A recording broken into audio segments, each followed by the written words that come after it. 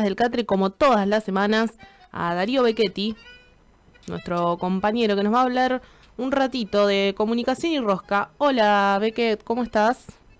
Muy buenos días, María Robertina. Muy buenos días, María Clara. Espero que esta mañana, día martes, ya se haya recibido de la mejor manera posible. Muy bien, te agarró con cambio de look, ¿eh? Te veo de la semana pasada ahora.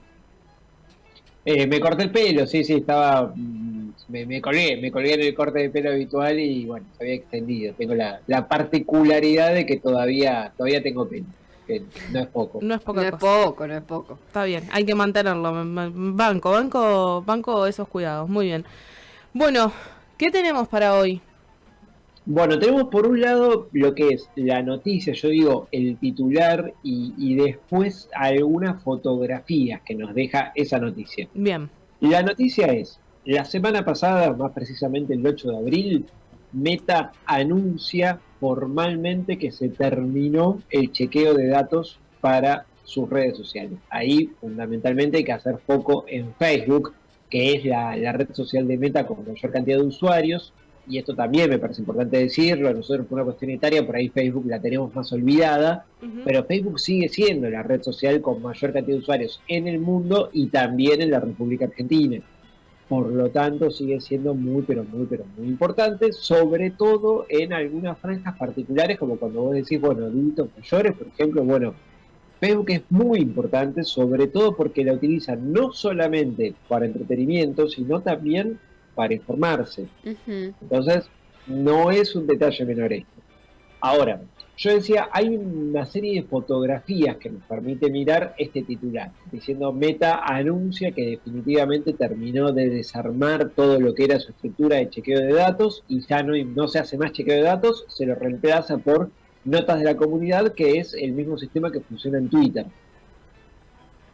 Bien, el primer dato interesante acá es cómo Meta viene pegando un volantazo en varias de sus políticas empresariales desde que Trump gana la elección en Estados Unidos. Ujú. Ahí es particularmente interesante mirarlo porque Trump gana la elección declarando a Meta como el enemigo número uno, planteando el problema en esta etapa no es TikTok, el enemigo de los Estados Unidos es Mark Zuckerberg. Pese a eso, uno diría, bueno, ¿qué va a hacer Zuckerberg? ¿Va a ir a hacer la resistencia? ¿Va a ir a discutir? ¿Va a ir a debatir? No, no, no, no, va a ir a hacer la amistad. Lo que hizo Zuckerberg fue una política de terminar, apaciguar los daños, acercamiento, buena onda, buena voluntad y no querer un frente de conflicto con Donald Trump. Ahí lo pudimos ver poniendo plata para la ceremonia de Asunción, teniendo una reunión privada con Trump en Mar-a-Lago, digo, una política donde al contrario, en vez de querer tener una guerra con Trump, lo que busca es desescalar y tener la mejor relación posible. Ujú. En ese marco se Sí. entiende esta decisión que ya había sido anunciada, que había arrancado como una cosa un poquito más eh, por etapas, digamos, y que concluyó la semana pasada cuando Meta anunció que definitivamente no le quedaba más de su estructura de chequeo de datos para sus publicaciones. A ver, ¿qué Bueno, sería esto, Beque? Cuando vos subís algo a Facebook, y vos subís a Facebook ahora, descubrí que la Tierra en realidad es plana y nos mintieron todo este tiempo. Ujú. Hasta hace unos meses tuviera apareció un cartelito que decía científicos afirman que la Tierra no es plana, podés consultar el artículo acá. Tu publicación no iba a ser borrada, pero Facebook te iba a poner un cartelito diciendo, che, este dato es falso, atención porque es falso. Y el artículo donde explicaba por qué era falso.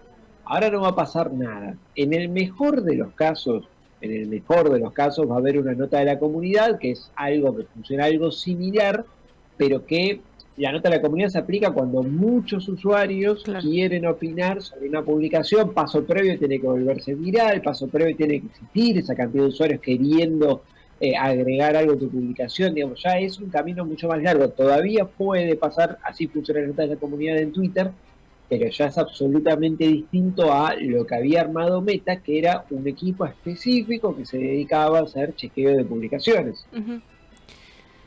Hay un aspecto más al respecto. Zuckerberg, cuando anuncia que lo va a eliminar, dice, el problema fue que nuestro equipo de chequeo tenía un sesgo ideológico muy marcado y esto conspiraba contra la libertad de expresión. Exactamente ese razonamiento, ese argumento es el que plantea Elon Musk. Y es la primera vez que Zuckerberg de alguna manera le daba la razón y lo planteaba en esos términos. Ujú. Decir, mirá, si vos me traes científicos a decir qué dice la ciencia sobre qué es mentira y qué es verdad, entonces estás conspirando contra mi libertad de expresión. Yo quiero poder decir que la Tierra es plana y que nadie me censure por eso. Es Tengo una ahí discusión una de todas formas que pregunta. no es... Sí, ¿Por qué esta intención de Zuckerberg de que esté todo bien con Trump y Elon Musk a pesar de que Trump lo nombra como enemigo? ¿Qué hay detrás? ¿Qué intención tiene? negocios. Fundamentalmente negocios, que ahí te me adelantaste un poco la Ah, conclusión de la columna de perdón. él, que tenía que ver con eso, Llegó y ansiedad al ahora grupo. vamos a... Claro, sí, tal cual. En definitiva, lo que podemos ver acá es cómo estos mega millonarios, Zuckerberg, Elon Musk, Jeff Bezos, son cada vez más y deben ser leídos cada vez más como actores del tablero geopolítico mundial, con intereses sobre países, sobre regiones, sobre gobiernos. Eh, a ver, por ejemplo, la relación que venía planteando, que venía construyendo Zuckerberg con Donald Trump se vio afectada con los problemas que hubo en la bolsa, por ejemplo, porque uno de los sectores que peor la pasaron con los subidones y bajones que hubo en la bolsa a partir de la política de aranceles de Estados Unidos son justamente ellos, son los mega millonarios. Hay una discusión ahora con Elon Musk que ya había arrancado un poquito más atrás con Steve Bannon, con uno de los ideólogos que tiene el trumpismo, y que ya ahora pasó a ser una discusión sobre guita. Por ejemplo, hace poco el secretario del Tesoro de Estados Unidos le dijo a Elon Musk que él era un ensamblador de autos y que encima era un ensamblador de autos con partes extranjeras. Muy picante la discusión, pero una vez más, acá no estamos hablando de empresarios que tienen grandes, estamos hablando de tipos que juegan realmente en primera. Elon Musk es funcionario del gobierno de Donald Trump, hay intereses en absolutamente todo el mundo, y Zuckerberg también se sienta en esa mesa, también se sienta en esa mesa, y en este tipo de medidas lo podemos ver con claridad. ¿Saben en qué año Meta incorpora el chequeo de datos, incorpora el chequeo de información? No, ¿en qué año? 2016.